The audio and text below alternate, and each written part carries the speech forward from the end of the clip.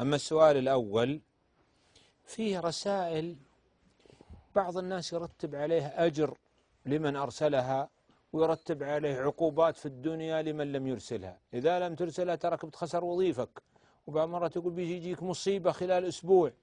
وهذا من التألي على الله، وهذا من الكذب على رب العزة والجلال.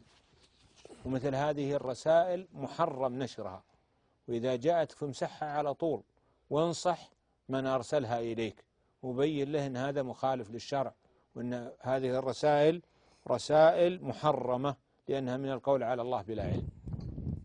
أما رسائل الخير التي ليس فيها ترتيب، مثل صلاة على النبي صلى الله عليه وسلم أو تسبيح أو تهليل بدون ما يرتب عليها شيء، يستحب لك أنك ترسلها ولا هو بواجب، ولو قال في ذمتك ما يلزمك هذا، لا يلزمك هذا، لأنه ليس له أمر عليك، أمره مهب واجب الطاعة. جاوبتنا على السؤال.